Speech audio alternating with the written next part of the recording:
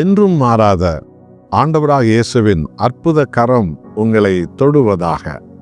யாத்ராகமும் 13ஆம் அதிகாரத்துல இதோ 31வது வசனம் இத்தனை பெரிய வாக்குத்தத்தங்களை இன்றைக்கும் நமக்கு அது கொடுக்கிறது.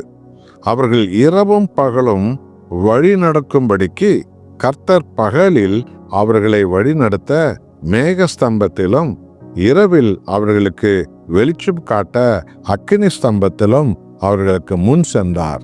அல்லேலூயா. நான் உன்னை விட்டு விலகுவதில்லை, உன்னை கைவிடுவதில்லை என்று சொல்லி ஆண்டவராக இயேசு கிறிஸ்து அவர் ரத்தம் சிந்தி தெரிந்து கொண்ட ஒவ்வொரு மகனுக்கும் மகளுக்கும் அவர் வாக்களித்திருக்கிற தேவன். உலகம் முடியும் மட்டும் நான் உங்களோடு கூடவே இருக்கிறேன் என்று சொன்ன தேவன். அன்றைக்கு இஸ்ரவேல் மக்களை இதோ அந்த பார்வோன் எனும் பிசாசின் பிடியிலிருந்து விடுதலை செய்து பாலும் தேனும் தேசத்திற்கு வழிநடத்திய தேவன் எப்படி அவருடைய பிரசன்னத்தினால் அவர்களை நடத்தினாராம் பார்த்தீர்களா? பகலில அவர்கள் மேலே ஒரு மேகம் வந்து நின்றது. அந்த மேகத்துல பிதாவாகிய தேவன் இதோ அவருடைய பிரசன்னத்தினால் அந்த மேகம் வந்தபோது அவர்கள் வழி நடத்தப்பட்டார்கள். இரவு நேரம் வந்தபோது அவர்களுக்கு மேலே ஒரு அக்கினி ஸ்தம்பம் இறங்கி வந்ததாம். பரிசுத்த ஆவியானுடைய அபிஷேகம். அவர்கள் அந்த பரிசுத்த ஆவியின் அபிஷேகத்தோடு கூட அவர்கள் நடத்தப்பட்டார்கள்.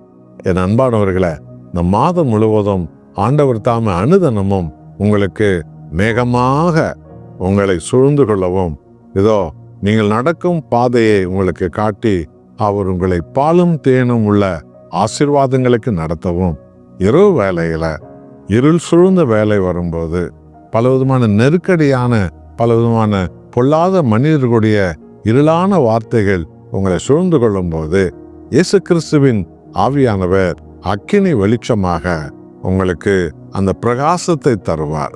எத்தனை பேர் தடுமாறுவார்கள் இருட்டில. ஆனால் தேவனுடைய ஜனங்களை, நீங்கள் இயேசு கிறிஸ்துவின் வெளிச்சத்துல நீங்கள் நடப்பீர்கள் என்றால் அக்கினி ஸ்தம்பம் உங்களுக்காக கொடுக்கப்பட்டது. வாக்குத்தத்தம் பண்ண தேசத்தை இஸ்ரவேலர்கள் கண்டடையும்படி அவர்கள் செய்தார்கள். காரணம், தேவன் பகலிலே மேகமாகவும் இரவிலே அக்கினி ஒளியாகவும் அவர்களை நடத்தியதின் விளைவு.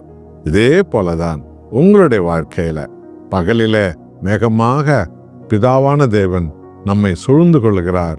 இரவிலே ஆவியானவர் இயேசு கிறிஸ்துவின் பிரசன்னத்தோடு கூட நம்மை நீங்கள் போகும் பாதைக்கு, நீங்கள் அடையும் வெற்றிக்கு, நீங்கள் அடையும் முன்னேற்றத்திற்கு, நீங்கள் போய் சேர வேண்டிய புதிய வீட்டுக்கு, புதிய வாழ்க்கைக்கு, புதிய வேலைக்கு, புதிய தொழிலுக்கு, புதிய எதிர்காலத்துக்கு, புதிய அபிஷேகத்துக்கு, ஏன் புதிய ஊழியத்திற்கு கூட பரிசுத்த ஆவியானவருடைய முத்திரை உங்களை நடத்தும். தேவனே, மேக பிரசன்னத்தை எனக்கு தாரும், அக்கினி பிரசன்னத்தை எனக்கு தாரும் என்று வேண்டிக் கொள்ளுங்கள். கர்த்தர் அப்படியே செய்வார். நாம் ஜெபம் செய்வோம்.